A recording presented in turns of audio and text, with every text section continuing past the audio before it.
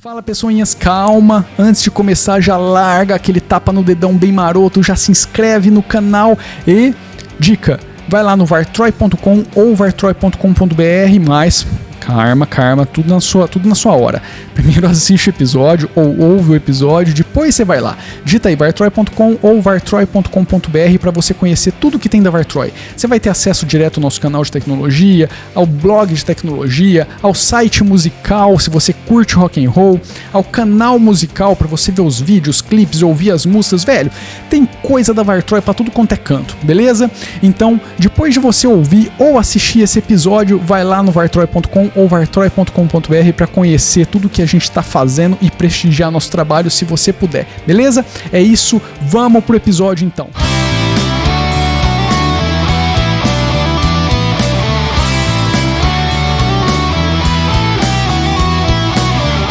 E aí galerinha, belezeira? Simbora para mais um roqueiro do Neo então? Faz tempo que eu não utilizo esse termo aqui, hein? Bom, para quem está me acompanhando há bastante tempo, já tem todo o contexto que eu vou ter que apresentar, infelizmente eu vou ter que colocar aqui de forma bem rápida, bem sucinta, o contexto para quem está chegando de paraquedas agora, entender um pouquinho, mas para quem está me acompanhando, provavelmente já me ouviu falar bastante lá do Some Years Later, do álbum que eu lancei em 2012, que eu fiz tudo errado, que eu tentei reproduzir algo meio ao vivo, em um estúdio e sem um ao vivo, 100% ao vivo, assim, foi uma maçaroca de coisa, uma melecada, eu não entendia nada de produção musical. Então assim, fui fazendo do jeito que deu e saiu aquilo. Assim mesmo, é um álbum que eu tenho assim, um carinho muito especial, principalmente porque foi um álbum que eu fiz inteirinho, eu e minha esposa, não tem absolutamente mais ninguém participando dele. Não que eu não goste das pessoas participando dele, pelo amor de Deus, não tem nada a ver com isso. É que assim, foi uma experiência muito diferente, tá? Muito particular. Eu fiz tudo ali, fiz as guitas, o baixo, a batera, a criação de letra foi eu e minha esposa, melodias de voz foi praticamente todas elas, todas as melodias praticamente foram minha esposa que fez ou modificou. Então assim, foi algo bem bacana, assim, eu tenho um carinho muito especial apesar de todas as falhas, tá? As falhas elas acabam sendo aparentes justamente por causa disso, sabe? Eu não tinha experiência, fui tentar fazer um negócio meio que seguindo aí o que o pessoal falava, mas que não era bem assim e ficou com um monte de imperfeição que dava para ter sido tratada e entregue muito melhor, tá? Só que eu até cheguei a fazer 4 remix e remaster desse álbum, 2 eu paguei, eu terceirizei, que é a Behind My Black Walls orquestrada. Isso daí é a versão original dos álbuns captados, entregues para um cara no estúdio, e aí ele foi lá e fez toda a mix dele e master, incluiu a orquestra, que meu cunhado de novo que produziu, isso não estava no original. E aí depois eu peguei mais um som para sacar como que seria, né, um remix e remaster por uma pessoa que entende mais do que eu, e eu achei que ficou muito bacana, o resultado sonoro ficou genial. Aí depois eu peguei mais 2 músicas e acabei experimentando com os recursos que eu tinha aqui na mão. Daí já vale falar o seguinte, eu venho falando há bastante tempo que eu utilizo o KDE Neon como meu sistema principal, para quem não pegou aí a pronúncia, KDE Neon, né, a tentativa de pronúncia correta, na verdade. Então assim, esse é meu sistema, ou seja, eu estou utilizando o Linux da base e venho utilizando o Linux da base para produção audiovisual há muito tempo. E eu acho que o Daydreams foi o primeiro trampo que deu para realmente validar toda essa brincadeira que eu venho fazendo, porque foi dali que eu consegui falar, é possível, dá para fazer muita coisa com as ferramentas que a gente tem na mão. Dá para fazer muita coisa que a gente tem no Linux hoje, que talvez há alguns anos atrás isso não fosse uma realidade realmente palpável. Então assim, o Daydreams foi um grande experimento que eu achei que deu muito certo, só que nele eu acabei terceirizando a mix e master. Joguei para fora, a gente pagou, fez um financiamento coletivo, foi uma grana violenta, porque não é barato fazer esses bagulhos, apesar de ter ficado muito barato, né, por conta aí do brother nosso ter feito um valorzinho diferenciado, mas assim mesmo é uma grana que a gente tem que gastar. Só que a partir daí eu decidi que eu ia investir tempo, recurso para aprender e começar a fazer minhas produções 100% aqui.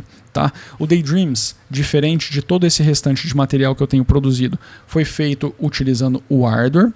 E aí, quando o Reaper disponibilizou lá a versão no próprio site beta para Linux, beta, alpha, sei lá em que estágio que está isso, eu decidi fazer um teste no próprio Daydreams. Uma das músicas foi gravada com ele, mais como um experimento mesmo, e a partir daí eu acabei focando um pouquinho no Reaper, porque eu acho que hoje é um dos softwares mais maduros que a gente tem na indústria da música. Tá? Eu estou falando no geral, não estou falando só para Linux não, estou falando para todas as plataformas. Eu sei que tem muita gente que vai falar assim, mas o Pro Tools não sei o que. Cara, o Reaper é uma ferramenta que cada minuto que você perde entendendo as funcionalidades, o que ele te entrega, você vai ficando mais maravilhado. Tá? O que esses caras fizeram com esse tamanho de software, bicho, é fantástico. E assim, uma coisa que para mim conta muito são os plugins que os caras entregam por padrão, os plugins nativos. Eu falo muito aqui, inclusive é bom ressaltar isso pelo contexto da história toda, é que o Reaper já vem com um plugin de correção de tom nativo. Isso é uma coisa essencial para todo mundo que está produzindo música. Tá? No Linux, para hardware principalmente, a gente não tem algo realmente eficiente para fazer esse tipo de coisa. Até tem um plugin aí aberto e tal, mas cara, não rolou para mim. Se comparar um com o outro, não dá. Tá? É incomparável. O plugin do Reaper não é o melhor do mundo, está longe de ser o melhor do mundo, mas é o que eu falei.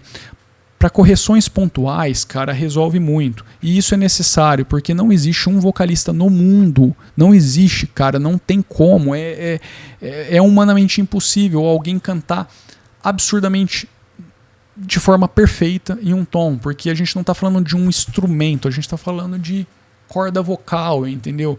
Qualquer coisinha, qualquer saidinha, às vezes assim, é uma coisa mínima, você passa uma correçãozinha ali, ok. Às vezes você até deixa, porque não ficou feio.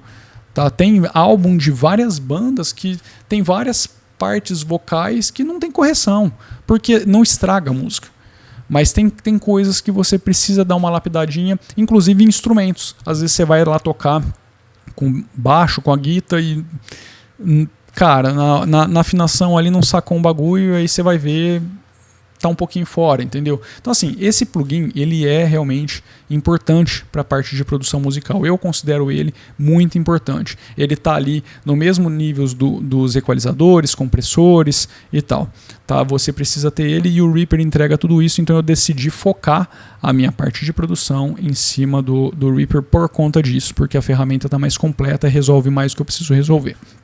Vamos voltar agora pro projeto, né, pro Some Years Later, que eu comecei comentando lá e tal. Falei do Daydreams, que o Daydreams setou para mim uma nova etapa, né, ele disse para mim que é possível, e ali para meio de 2018, mais ou menos, eu decidi que eu ia refazer o Some Years Later, em cima do que eu tenho na mão. Tá? Foi um trampo absurdamente complexo, demorado. Nós estamos em outubro, eu estou gravando esse vídeo no dia 9 de outubro, ele não está finalizado ainda, porque eu tive que reescrever todas as baterias. Isso eu fiz no Tux Guitar, outro software livre, que qualquer pessoa pode utilizar aí. Diferente de tudo que eu já tinha criado, eu não tinha as músicas feitas na tablatura e partitura. Esse daqui foi um processo completamente diferente de criação. Foi assim, gravando e fazendo. Tá? Então eu não tinha nada disso. E para não perder um tempo ainda maior, eu só reescrevi as baterias. Mas foi um processo absurdamente demorado, porque consome bastante tempo, principalmente para mim. Porque, desculpa, eu não sou baterista. Então, assim, a comparação de um com o outro é bem isso, sabe? No outro são samples de bateristas reais tocando, e nesse daqui a gente tem o Marcão aqui, nota por nota, lá escrevendo. Só que vale lembrar também que o sampleamento, vai se essa palavra existe, o som real da bateria que vocês estão ouvindo foi daqueles vídeos passados que eu já fiz, que eu demonstrei aqui de como criar um drum kit aqui no drum kit não, drum machine aqui no Reaper e tal. Então eu estou utilizando aquele conhecimento na produção desse álbum aqui. Outra coisa que eu decidi fazer é modificar parte das músicas, acrescentar algumas coisas diferentes, modificar algumas linhas. Foi proposital, porque apesar de eu gostar demais daquele material criado naquela época, eu acho que são muitos anos para frente, e eu gostaria de experimentar algumas coisas que, quando eu ouço, eu falo assim, putz, mas está faltando isso daqui. E como a coisa é minha, eu liguei o foda-se e falei assim, é meu, eu vou fazer o que eu quero. Então, assim, se você curte o Some Years Later, já ouviu e tal, muito provavelmente você vai gostar ainda mais dessa versão que vai sair em 2020, vai começar a ser publicado em 2020. Ele está sendo finalizado, tá? Outra coisa bacana é que o baixo dessa versão não fui eu que fiz, então foi o Samuka que tocou com a gente no Daydreams, parte do Daydreams foi o Samuka que tocou. Ele é um baixista excepcional, então assim, ele regravou, ele refez, ele reescreveu todos os baixos desse álbum, e tudo isso, o mais bacana de tudo, é que foi mixado e masterizado no Linux. A única coisa que não foi gravada, aqui no Linux foi o baixo, que aí o Samuka fez e gravou no local dele lá. Eu não sei nem o que ele está utilizando, e me passou os baixos já gravados, waves, e aí eu só incorporei aqui, e o resto tudo foi feito aqui. Baterias no Tux Guitar, depois importadas para o Reaper e aplicadas aqui com o Drum Machine que eu criei dentro do Reaper, com sons gratuitos que eu já mostrei aqui na internet. Procura aí nos vídeos, tem até os links para você chegar nos sites. Não é aqueles negócios de mega download, não, tá lá, é realmente a empresa ou o cara que fez está disponibilizando para download, não tem nada ilegal. Tá, você pode ir lá e baixar. As guitas foram todas gravadas aqui. Dessa vez eu não estou utilizando o Tone Lib Jam, porque eu só fiz aquilo para testar no Tone Lib GFX. No What If era um experimento. Tá? Eu estou utilizando som direto de pedaleira, tá? Com equalização, basicamente equalização e um pouquinho de saturação. Tá? Basicamente é isso que eu estou utilizando no som das guitarras, mas guitarra gravada aqui, vozes gravadas aqui, naquele escritório que todo mundo acha que é um quarto, tá? É aqui que está sendo feito tudo, tá? Naquele cubículozinho ali, sem todo o aparato profissional. Por isso que eu sempre falo, velho, você está curtindo o projeto? Ajuda nós. Porque é uma forma de eu poder reverter isso daí em investimento e ir melhorando aqui toda a parte de produção. Então, assim, isso que é o bacana, isso é a coisa mais bacana desse trampo que vai começar a ser disponibilizado em janeiro. Não vou falar ainda de como que ocorrerão aí as coisas, né? Como que você pode fazer para adquirir e tal, porque eu estou estudando a melhor forma. A única coisa que eu posso assim afirmar já meio que com certeza é que, diferente do Daydreams e dos outros lançamentos que eu fiz, que eu fui publicando mês a mês, esse álbum muito provavelmente vai começar a ser publicado em janeiro, mas deve terminar lá em meados de 2021. Ele não vai seguir criteriosamente a publicação mês a mês. Aliás, e vale lembrar que também tem uma música extra nesse álbum. Então, se você quiser adquirir ele, você vai receber essa música extra, que provavelmente só vai ser publicada lá, cara, entre o começo e o meio de 2021. Mas por que vai fazer isso? Porque tem muito trabalho acontecendo em paralelo. Já tem outro álbum que a gente está gravando em paralelo a esse, com outras pessoas. A coisa tá andando, velho. A coisa tá andando, então assim, é uma coisa que é muito gratificante vir aqui falar para vocês, tá? Então acho que é isso. Eu vou deixar um sample de uma música, tá? Para vocês ouvirem, comentarem, opinarem, dizerem o que acharam da mix e da master. Eu não vou afirmar que essa é a master final, a mix e master final, porque pode ser que ela ainda sofra algumas pequenas modificações.